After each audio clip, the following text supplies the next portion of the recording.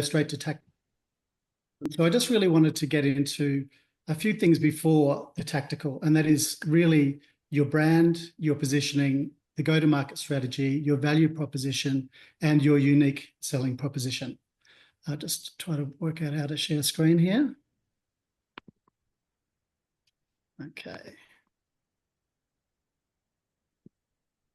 So look, this one is fairly intensive presentation today, but you are going to receive a copy of this. So rest assured that as full on as it's going to be, there'll be heaps of time for you to absorb things over the summer. And there is actually some reading I'll also give you at the end of the presentation itself. So a lot to get through in 1 hour. So sit back and just have your lunch and try to absorb what you can. But yeah, just feel assured that there's a lot more in here that you can look at your own pace. Okay. Okay, so the main thing I want to talk about today is brand strategy and your brand essence. And we're going to do a quick exercise on this very quickly, very soon. But really, your brand is everything. It's your story, it's your essence, it's your pillars, it's your promise. So we're really going to drill into brand, and I'll give you some examples of my own story. So in terms of me, I've come from a strategic marketing background, but I also had a startup called GoFetch, which some of you might be familiar with. It did quite well in terms of especially brand and go-to-market. So I'm very passionate about this space because I do feel like I've walked the talk. We had a very strong opening year and a really lovely response from both customers and fetchers. We had a double-sided marketplace, so it was effectively a peer-to-peer delivery company. So I'll take you through what we did and what worked.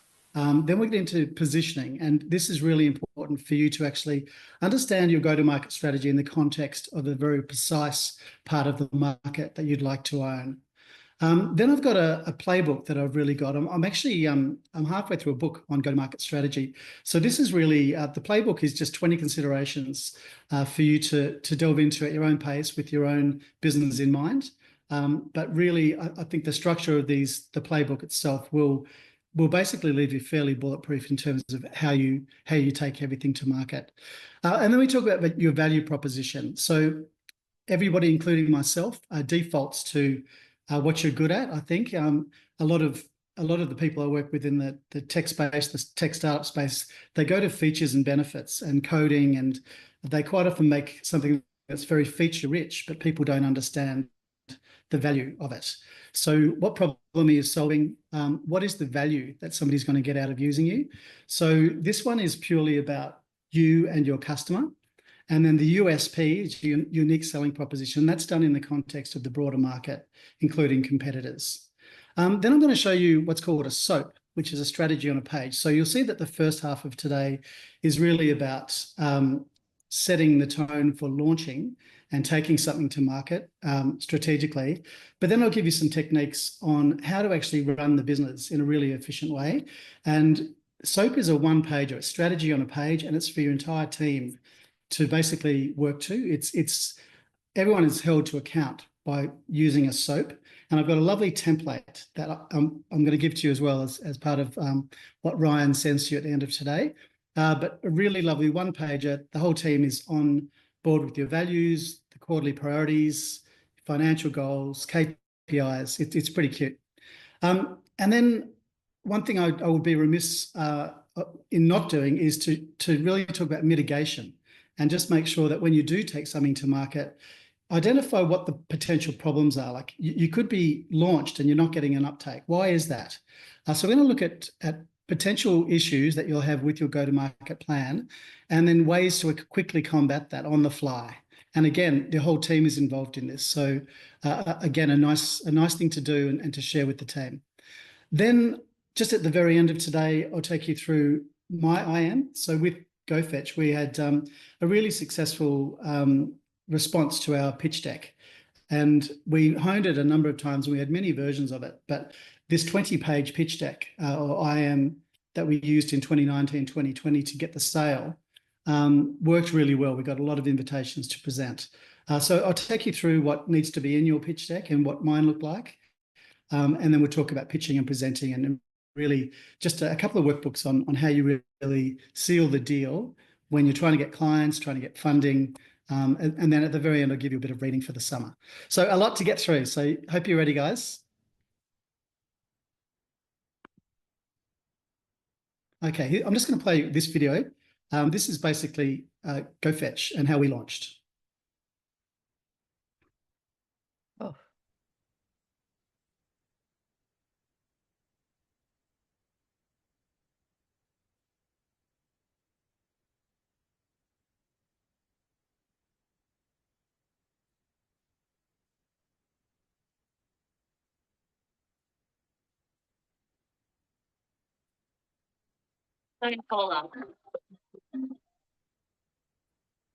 Hi, Dorothy.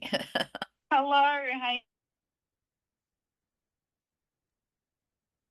Hey Blair, I don't think there's any sound coming out. I don't know if you see any sound or audio. Oh, okay.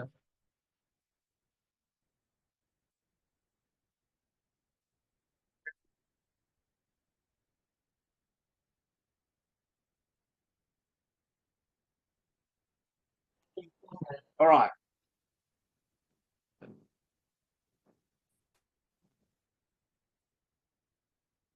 Anyway, sorry if the sound didn't come through there. Can you hear me again now? Yeah, we can hear you. I don't think any sound came through for the Okay, video no though. problem.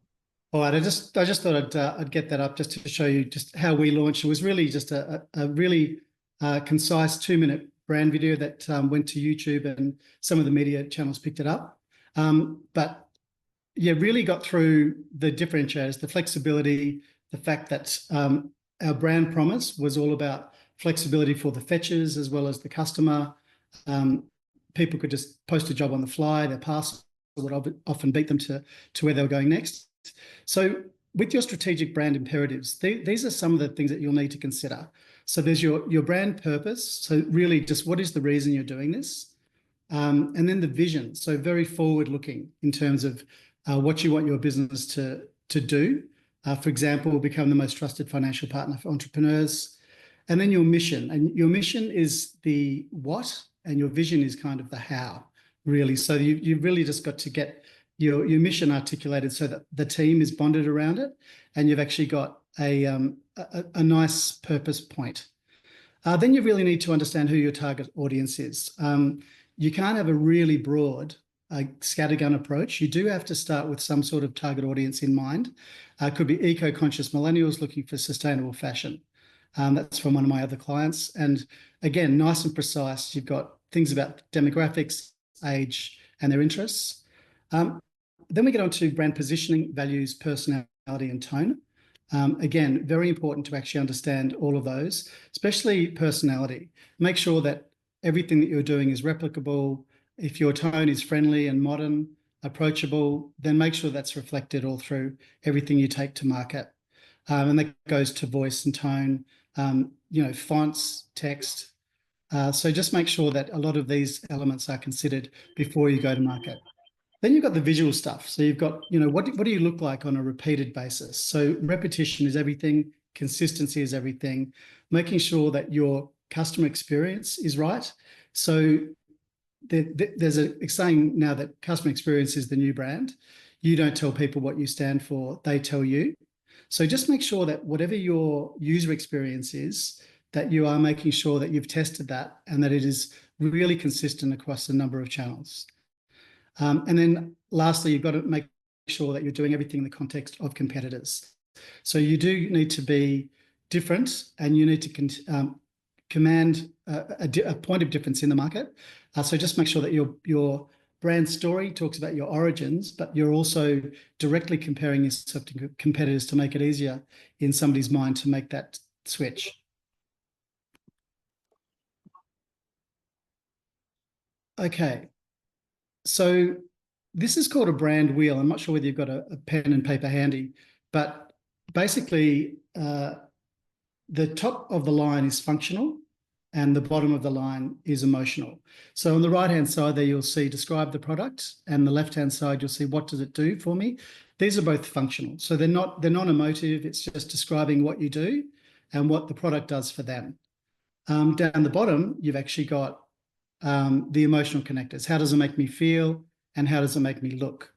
So for GoFetch, for example, we had personal empowerment, magic, and they came up very consistently in everything that we did. So I'd urge you to do this brand wheel exercise at your leisure and just think of about 10 or 15 adjectives per quadrant, and then choose what you think is going to be the one thing that you can reduce your business down to.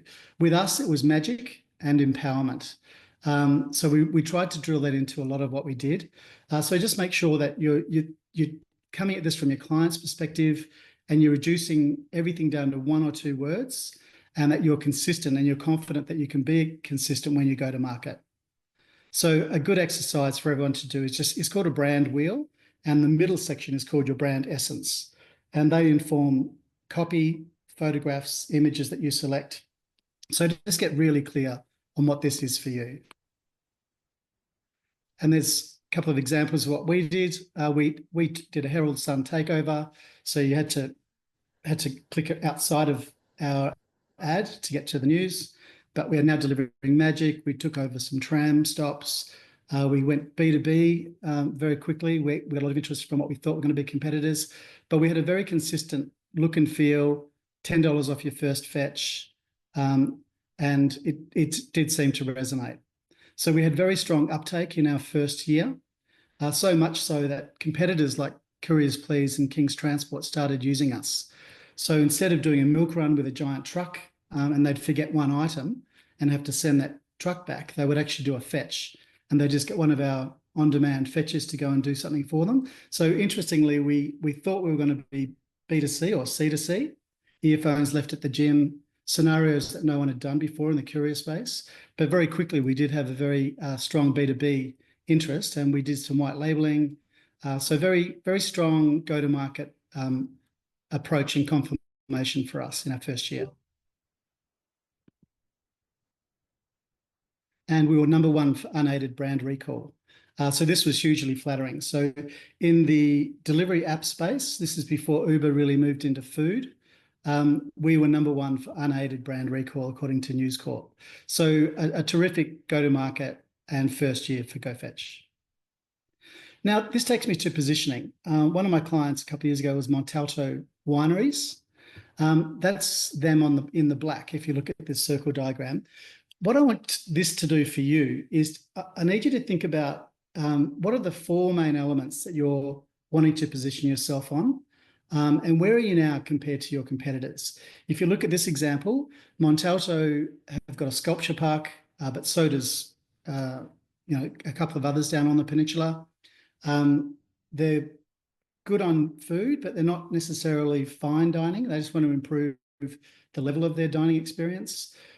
They really want to be estate to plate, have a very small carbon footprint, and they wanted the wine quality to be right up there with some of the best. So on the left-hand side, you'll see their competitors and how they're color-coded. And what Montalto was trying to do was increase their awareness of them as a sculpture or art place, take over the #1 spot for estate to plate, improve their dining experience, so optimizing dining, not necessarily leading the way, but really demonstrating value and staying on trend. So this is what they did in terms of the other main quadrants that they compared themselves on was authenticity and being a leader in the region. So on the Mornington Peninsula, they wanted to be the voice of the region. So in terms of how they were plotted originally, you'll see in the middle of the screen there's the smaller M. They wanted to go up and bigger. So the circles represent the size as well as the position on these size of markets. So Stony, as you'll see, is the biggest, but Montalto really wanted to own voice of the region and highly authentic. So this was their positioning strategy. So the reason I'm showing you this is really you do need to be very clear about where you want to go and what part of the market you want to own. So I cannot stipulate enough how important it is to narrow your focus. Don't be scattergun straight away. Have a very clear go-to-market strategy, a clear position in the market you want to own, and know where you sit vis-a-vis competitors. Okay, so what are go-to-market strategies? It's basically different from a marketing plan in that a go-to-market strategy is something you do time and time again for different launches, expansions, product range extensions, new markets. It's something that you need to get good at because you'll do a lot of this. A marketing plan is almost set and forget. It's a very comprehensive document about, where you are strategically and what you want for the business in the long run. The go-to-market strategy is replicable, and it's done all the time, ensuring that your business launches or expands at the right time with the right messaging to the correct audience via the right channel. So that's the difference between go-to-market and marketing strategy. And you'll be doing a lot of these. Every time you take a new product to market or a new segment, you'll need to refer to go-to-market strategy. Now, in terms of the playbook or the considerations, you need to understand your market, define your target audience, have a very good eye on your competitors, not necessarily to compete directly, but just know what they do versus you. Know what their promise is and be different to that. So really understand what they're doing and how you can be better than them at key things. You need to develop your value proposition, your positioning and unique selling proposition, your product and pricing strategies. You could be premium, and that affects everything. It's your look and feel, it's your visuals, your pricing model. There's nothing wrong with going premium and charging a lot for what you do if you feel you've got that part of the market cornered. But then you need to actually have everything else reflect your product, your pricing strategy. You also need to build a sales strategy, and this is also heavily neglected in the startup space. People go to market with a great idea, some nice looking marketing, but marketing is your pull strategy. That brings people towards you. Your push strategy is direct sales. I cannot tell you how much I regret not hiring a BDM straight off the bat. I had coders, I had a lot of money being spent on digital marketing, but what I really did need was a B2B salesperson going to get partnerships in some of these bigger relationships. So make sure you've got a sales strategy really robustly written out and understood by the business. Marketing and sales is very different. You do need to treat them separately, but of course, one feeds the other. So there have to be synergies in the messaging, but absolutely have a distinct sales strategy and a marketing strategy. And importantly, your channel strategy. You could be online only, you could be physical, bricks and mortar. What is your channel strategy to get these things out there? And the channel strategy can change based on your product or whatever you're launching. Then you need to integrate your marketing. And by integration, I just mean that everything needs to be coordinated. So for example, last month at Greywoods, my coaching business, I did a whole module on finding your ideal client. We did a newsletter on that. We did a blog on that. We did some posts and some boosts, and we did a Facebook and a Google ad based on ideal client. So integrate your marketing communications to make sure that what you're doing has a theme. Then you'll need timelines and milestones. Just make sure you've got a Gantt chart, if you like, of key things of your go-to-market plan and when they're due, and also who owns them. Just make sure that you're sharing the burden and that your team is very clear on their accountabilities. Lead gen tactics. So make sure that you've got things like a sales funnel. There's some very cool things through HubSpot, CRMs, MailChimp. Just make sure you've articulated your funnel and how you're capturing leads and massaging them through to meaningful interaction and then a sale. Acquisition channels and tactics, retention and win-backs. Make sure if you've been around for a little while, that you're looking at how to maintain the relationships and keep giving value. And make sure you've got KPIs, so key performance indicators. Make sure that everybody understands what they own, what is target, stretch, celebrate. So what is the bare minimum they're meant to do? And then how do you reward them if they do better than that? So make sure that every single thing that is important to you has a KPI. And then budgeting and planning, assigning the right amount of spend, factoring in increased revenue from increased sales. So just how you're going to use your funds, and make sure that your go-to-market tools and platforms are all tweaked and tested before you launch. And then onto mitigation, which we'll get to later. So these 4 things in blue are what I'll now drill into in a lot more detail, starting with value proposition. So your value prop or your CVP this is about you and your customer. This is a non-comparative exercise. It's just basically, irrespective of what you're selling, what does the customer understand the value of your model to be? So make sure that you're standing out from competitors. It's not about features and benefits or you justifying price. It's about why they have to choose you. The end goal here is to basically charge more, have less competition, demonstrate genuine value so that people want to choose you. And this is really important, just making sure that you're developing relationships, you're getting rid of tire kickers and anybody who's price sensitive. A good value prop basically gets you past the price argument. They should be clear by now on exactly why they need to go with you, even if it is at a slightly higher price point.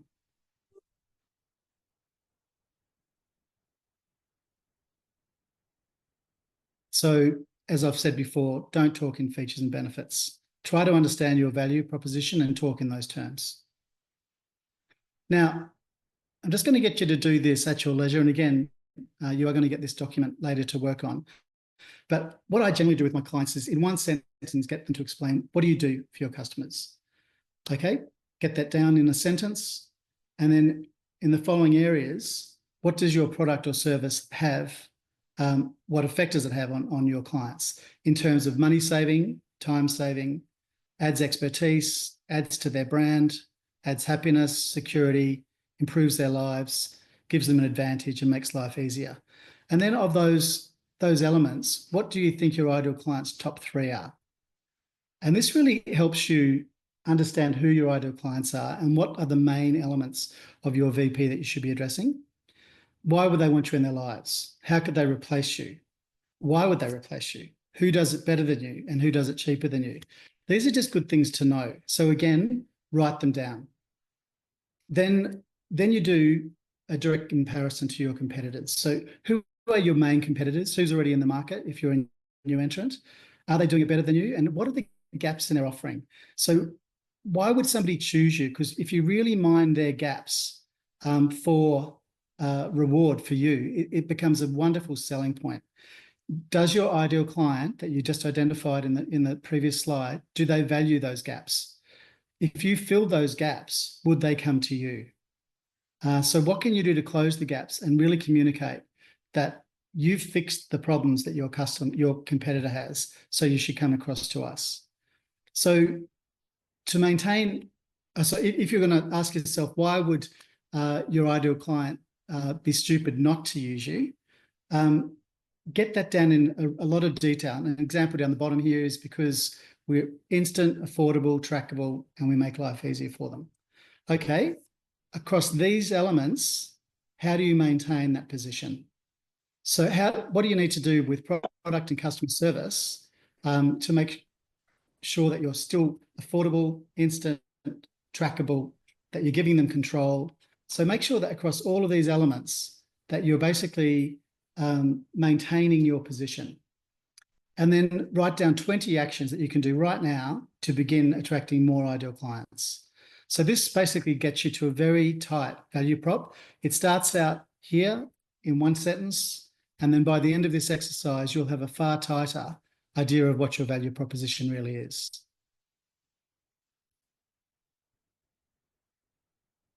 Now, the unique selling proposition is different to your value prop in that it is directly comparative. This is not so much about your ideal client, it is more about your competitors. So this is a comparative exercise. So in terms of your unique selling proposition, clearly define your target audience. Don't go after everyone. So get really, really clear on who you're going after and what their pain points are. Highlight what makes your product different from competitors, including innovation, price, features. So this is when you can talk in features and benefits. Then have some benefit-oriented messages. So really start doing direct comparisons and comparative marketing and messaging, and really just say, look, ours does this. We have this one's good, but we've actually got this. So what are the benefits to what you're delivering in terms of fulfilling a need and addressing a problem? make sure the whole team looks at your USP and make sure it's simple and clear. Don't get too internal with it. Just make sure that you're not talking in jargon. You are actually making it simple and clear for external first-time users to get the concept and to get the selling proposition. Try to get testimonials as fast as you can. Credibility is very important for USP development, as well as your emotional connector. So how can you connect with your audience in a more sustained way, and make sure that you're drilling in the USP, building a relationship, directly comparing yourselves to competitors, and making sure that you have the advantage, that of everything up the market, this is why you need to choose us. So this has got to be unique, and it's got to be valued. It's got to be simple, and it's got to be only for your target audience.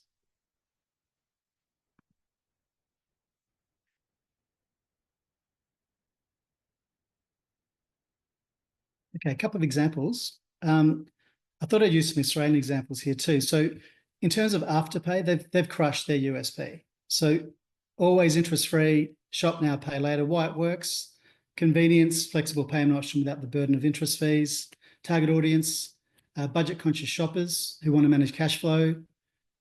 Couldn't be clearer or more simple in terms of how they executed on this. Immediately understandable. And they did actually have the first mover advantage in the early days. Now you've got PayPal doing pay in 4. There's quite a few others out there now, but these guys really did have a clear competitive advantage. So they launched with a clear USP and their competitors in mind. So basically eliminating interest and any complexity around payment. The other one I thought I'd show you today was Keep Cup.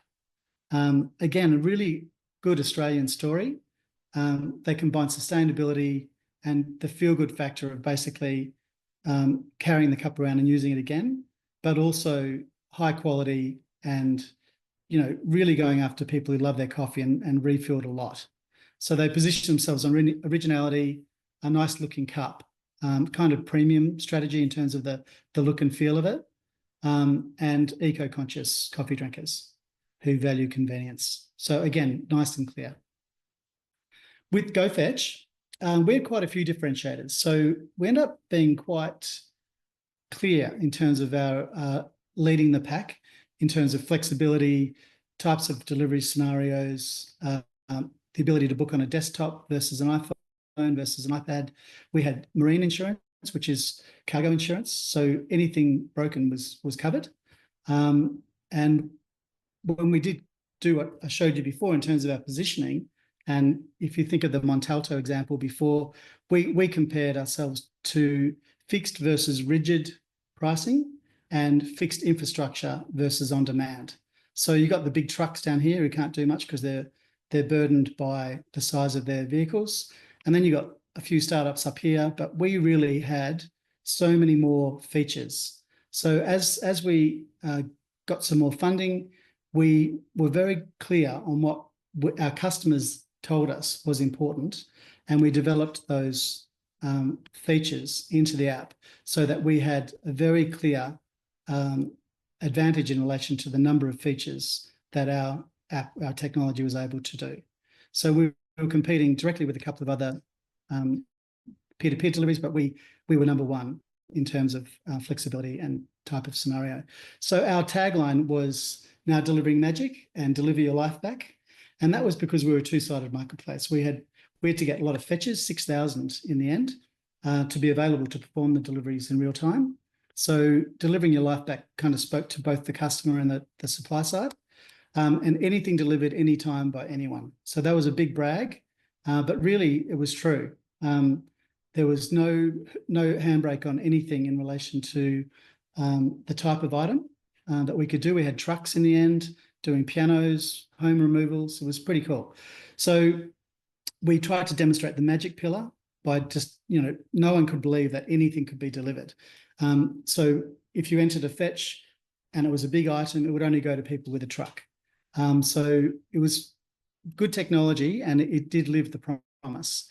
And basically it was the competitive advantage was basically every single type of scenario on demand, performed by anyone. So we did police checks of our fetchers, but really anyone could become a fetcher. Okay, now we're getting to SOAP. That's the end of the theoretical stuff, but this practical element now I think you're going to enjoy. A SOAP is basically a strategy on a page that has all of the strategic stuff we've talked about on a one pager for the entire team to really get their head around and work to. So this is your single proof point for each financial quarter. It's got your objectives, it's got your values, it's got the mission, it's got your value proposition, it's got your KPIs, it's got your target market, and it's got your competitive advantage. So what it looks like is this. Okay, so over here on the left, you've got, picture this actually is going left to right. So on the left is the broader stuff, and on the right is the tighter stuff. So here you've got your values. So simplicity, amazing, attitude, translation. You've got core values, you've got your purpose and your vision. And then you've got, what are 5 actions based on your values? Then you've got your BHAG, your big, hairy, audacious goal. What do you want for the business in 5 or 10 years? And then what are your personal BHAGs? And then you go 3 years, 1 year, quarter. So you look at what activities do I need to be working on now to achieve my 3-year goals? What do I need for my 1-year goals? And what do I need for the next quarter? So we're about to enter Q3 of this financial year, so January to March. Great time to put some revenue goals in, tighten up your cost of goods sold, to have a nice profit estimate or forecast. Then you look at your expenses and your wages and have a look at what net profit can be. And these percentages in the middle here, you want to be improving those all the time. And then what are the 5 most important things we need to do for this quarter? So, for example, with Vicky Sterling from the Startup Network, this isn't her data, but I did a session with her on this. And, she wanted enrollment last year. So if that's your theme, what are the 5 actions, the most important things that you need to do to get that theme happening? And who owns it? So make sure you nominate an owner within your team and a date. So very simple, easy model to basically get your strategy onto a page for the entire team to be using. If you have internal meetings, make sure that they open with this and that they're telling you as the founder where they're at in relation to these goals, quarter by quarter and year by year. So just make sure that it's actionable, you've allocated resources, there's a competitive advantage to it, and that it's addressing your core strategies. And again, I will be sending you a copy of this SOAP in an Excel format for you guys to actually start padding out for your own businesses. So I do think you're going to enjoy this in terms of just how practical it is. Okay, we've talked a bit about go-to-market strategy, but how do you know whether it's working or not? And what are the main risks that you can identify early, and what are the strategies to quickly combat them? So without letting it go too far and you're burning money and it's not really happening, what can we do right now? I just thought I'd quickly put this together just to tell you what I do in relation to mitigating risks if a new market or product launch isn't working. So you've got product market fit. The signs there are that you're getting low engagement, poor feedback, lack of repeat usage. So the issue there is whether it's really resonating with your target audience and solving their problem. Target market risks. There's a misunderstanding of the audience or you've targeted too broadly. So low conversion rates, poor retention, nothing in the funnel, no unqualified leads, let alone qualified. What about your messaging and positioning risks? Have you confused people? Is the campaign just too much? And, people don't believe you. Sales and distribution risks, long sales cycles, low close rates. So if any of this stuff is happening, then you need to understand what category of risk it's falling into. There's a couple more here before we get onto the solutions. So operational scalability risks. So delays in delivery, poor customer support, you're getting very bad reviews and negative feedback. Customers are going to your competitors. And maybe you're underestimating some of the benefits and features of a new product from your competitor. So you do have to stay across those. So in terms of mitigation, you need to validate your product market fit. And we talk about minimum viable product all the time, but you also need to talk about product market fit. So conduct qualitative research. So there's some great apps now, including HeatSeeker. There's some great technology available to you now to really get into researching real needs of your customers. So build your MVP, gather feedback, and use analytics to track the product market fit. Deeply understand your target market. So develop buying personas. This is when you go, Jan is 36, she lives in Nunawading, she goes to Fitness 45, she shops here. It's really important to actually try to develop a persona for your products, and just get in their head, like where are they going to see your ads? What are their pain points? You know, what can you market to initially that has very personal messaging for them? And then refine your positioning. So test through A/B campaigns. Again, HeatSeeker is great for this. Go out with more than one product or message, and just make sure that they're different and that you're different also from your competitors. And align sales to your distribution channels. I'm not sure whether you're B2B or B2C, but just make sure that the channels you're going to market with are the ones they're most likely to use. So make sure that they're aligned to your business goals as well. So, for example, door knocking could be an option for somebody who has got a fairly geographically constrained footprint. You might just want to do a flyer drop versus something that's purely online and quite technical. So have a look at your sales and distribution channels versus the type of target audience you're dealing with. Make sure that you've got scalability. You don't want to have lack of data. You want to make sure your suppliers are robust and that they're up to the job. You also want to make sure that you're on the right plan for whatever technology you're licensing. So invest in customer support, invest in over-delivering in relation to customer experience, because as I said before, user experience is the new brand. So make sure they're having a great first experience. And then regularly review the competitor landscape. So have somebody in your team doing a desktop review once a month of all of your competitors and what they're selling and what they might be pivoting into. So key tools, customer feedback loops, data analytics, CRMs, and scenario planning. And then really review and adjust. So you might have heard of CAC versus LTV. That's cost of acquisition versus lifetime value. So just make sure you're staying across your metrics and that your financial acumen is up there, that you understand how to read a balance sheet, a P&L sheet, and that you've basically got somebody looking at the KPIs and understanding whether your cost of acquisition is reducing and whether lifetime value is increasing and that your churn rate is coming down. So always put a focus on data and reporting as you go to market. And really get a business coach. If they're worth their salt, they're really not a cost at all, because the growth that they should get you should overcome any of the expenses that you feel you're outlaying. Really, I personally think a small team like a startup cohort or a small business launching for the first time, they don't know what they don't know. So having an external set of eyes is really affordable, and it is a growth hack ultimately. If you've got somebody who's been there before who can show you the way and just give you the right things to do in the right order, it will make your working month a lot more productive. Okay, example of a good go-to-market strategy. There's a SaaS client I was dealing with last year, which is software as a service. They're doing really well, and I think really what they've got is a very tight GTM. So they're offering data analytics as a tool to the ag sector.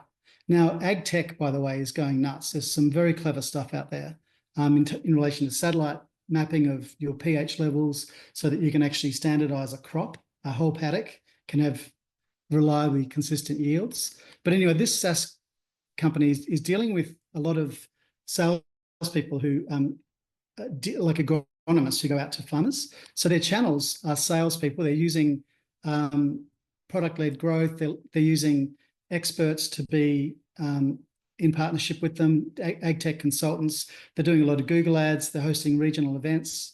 But really what they're objective really is to be a data analytics tool for the ag sector, basically opening up technology to a traditionally low-tech space.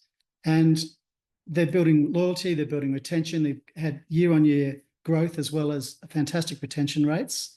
And they're specialising in building trust with a very focused audience.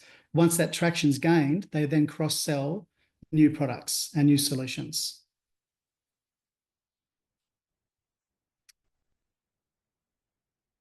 The second one is if you're a consumer brand and you're wanting to go to market in a traditional sense with, say, influencers and a lot of social media, picture a health food energy drink targeted to Gen Z consumers. So their target audience is clearly defined, clean energy products. Their value proposition is a plant-based energy drink with sustainable packaging and all natural ingredients. So that they're talking again about, you know, what the customer value proposition is going to be. With influencers, they've partnered with micro-influencers across the lifestyle and fitness space with a particular focus on TikTok and Instagram. Their social proof is that there's uptake and that the influencers are sharing these stories on their own personal feeds. There's a lot of user-generated content, a lot of in-store promotion as well as digital. So it works because it leverages social proof and viral marketing. People see it and they believe it. If you've got somebody that you follow or respect endorsing your product, then it basically is ideal for this sort of go-to-market strategy for a highly retail customer-focused product. Okay, now we're going to move on to your IM. So I'm not sure where you're at in terms of your presentations or whether you've raised capital, whether it's what model you've gone for, whether it's crowdfunding or friends and family. Every single pitch deck needs this. They need, what is your concept? How are you different? What is the size of the opportunity? What's the problem you're fixing? Why is your solution better? What are your sales milestones to date? What are your current versus potential customers? How's your marketing going? And then down the bottom toward the end is what's your revenue model and what's the financial outlook? Ultimately, investors of any type are going to look for a return and when they're going to get that return. So just make sure that you have got answers to all of these. And what is your use of funds? So basically, if I was going to give you 250 grand, what are you going to spend it on and why? So that you've actually justified what that looks like. I'll just show you mine. So can you still see this, Ryan? Yeah, we can see it. Okay, great. So with GoFetch, we basically just quickly summarize what the model was.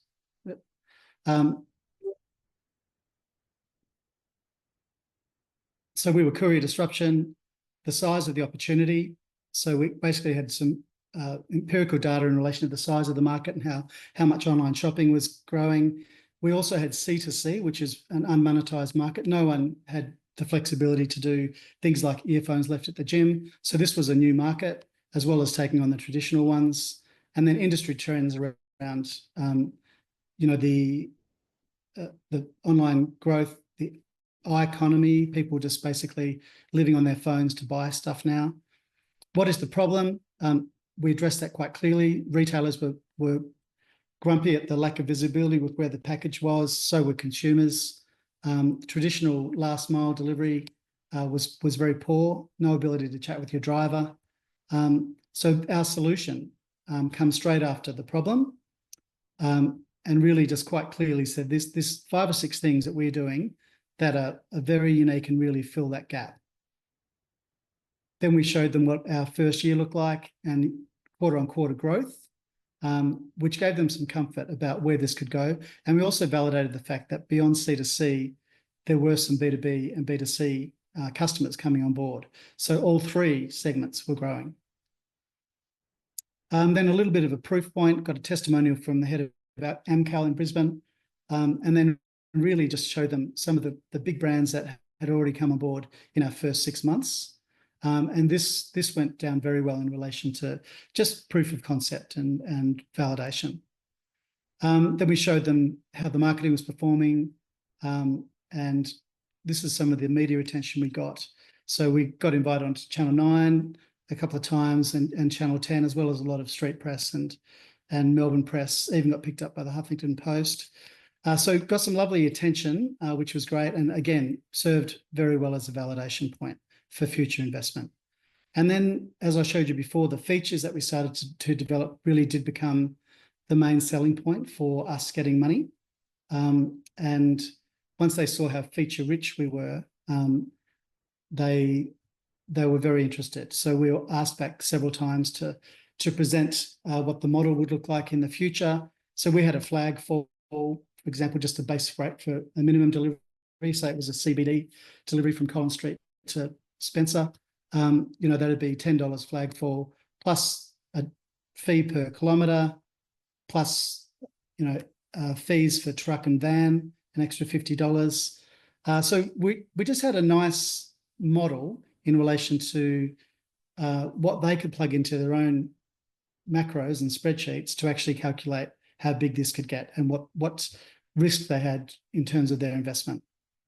And then your financial outlook, the team, and then key investor attributes. The biggest thing for us was that peer-to-peer delivery apps had already started working in the Middle East. Gojek in Indonesia is huge. So there were a few companies around the world that had our model that were different to Uber and Fedora and Deliveroo. They were doing non-food and growing very quickly. So this 20-deck pack did really well. So I'd urge you to include these elements in any sort of presentation that you're going to be doing to potential investors. And I'm happy to share that PDF with you as well, just to let you drill into your own version of that in a lot of detail. Now, the last two things I'll do today, and I know we're running out of time, is sealing the deal and pitching and presenting. Now, Greywoods has got two detailed modules on this. They're both 10-page workbooks in Word. I'm sending you a copy of each to do over the summer, just to really drill into your closing techniques. These are the sorts of techniques that we've got. Next thing. So you've got 1, 2, 3 close, the principle of 3. You've got controlled adjournment, where you give them time to think. You've got the assumptive close like it's already in the bag. You've got things like the concession close, like basically link closing the deal to making a small concession, and the condition clause. So basically, okay, if I make these 3 changes, you're going to sign up, yeah? So this booklet has got a lot of detail on exactly how there's about 20 or 30 actual close scenarios. You can try each of these with your audiences and get your sales team across how to close using these techniques. So once you've got your value proposition, your unique selling proposition, your target audience, your positioning strategy right, this pitching and presenting and closing are the two things you're going to need to get your go-to-market strategy fully rounded out. So you've got everything robust enough from a brand perspective, you've got your go-to-market, and then at the very end, you're bulletproof in relation to how you can combat negative questions, how you can close, and basically how you can pitch confidently. So this pitching and presenting, I'll send you this particular document. It's too big to summarize here. It's a 20-page Word document on presenting, and basically the things you need to look at when you are pitching, using some of the things we've talked about here already. And these books are also really, really handy for go-to-market strategy. So the one I particularly like is The Sales Acceleration Formula by Mark Roberg, and Blue Ocean Strategy. Both very, very cool in relation to how to talk about value in a very original way, and making sure that value and originality is really part of your go-to-market strategy. So look, a lot to get through there today. I'm sorry it was a bit of death by PowerPoint, but thank you for your time, and any questions, feel free to hit me up. Thanks so much, Blair. That was awesome. Really, really comprehensive. And as Blair mentioned a few times, we're going to be sending out that deck and a couple other resources as well as the presentation itself. If you have any questions, please do let us know either through the email. We'll provide some contact information. And if you're looking for maybe some help that Blair can provide himself, he's also a fantastic person to reach out to if you have some big future plans or if you need some guidance in this area. Blair, any closing thoughts? I didn't have any questions in the chat, but any closing thoughts before we sign off? Yeah, look, the one thing I would say, that was a lot. So I'll just say that first of all. So thank you for sticking around. Just start. The biggest thing I found in terms of my go-to-market approach was paralysis by analysis. You can actually have too much information. The reason I've reduced it down to 4 or 5 key things is they're the right things.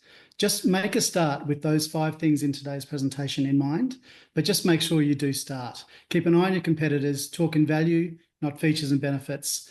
Make sure you understand who is really going to be the audience for this and what channels they're going to be open to receiving this information, but just start. And, you know, you can adapt things, but the most important thing is just to get it out there as fast as you can. Yeah, I totally agree. I'll put a little link to a great article in here as well, folks. It's from the First Round Review. It's called "Speed is a Habit," and the basic idea is just get started, just go. That's the first thing that you have to have that mindset of going. So, again, thanks so much, Blair. It was really fantastic. Me and Blair will send out everything later today. And if you have any questions, feel free to reach out to us here at the Startup Network. This is actually our last event of the year. So, Blair, you close this out on a strong note. We'll be back flying into your new year in February with a fantastic, actually our kickoff event is our Future Horizons Festival, which is Australia's largest startup festival for founders in the pre-seed and idea stage round. And we're gonna have a bunch of good speakers from Atlassian and Canva and a couple other big ones. I might be able to pull some of my VC friends from back in the States. And it's going to be a fantastic evening, or it's actually a day. And it's going to be right there in Melbourne at Federation Square at the Edge. And so look forward to seeing you all there. Best way to interact with us is to become a member, but no rush on that because, there's no events until February anyways, but we'll send out some information for that as well. Hope you all have a lovely, Christmas and holiday, whatever you're celebrating this year, and Happy New Year. And we'll see you guys again in the new year. Thanks again, Blair. Merry Christmas, everyone. Thanks. Bye-bye. Thank Bye. you.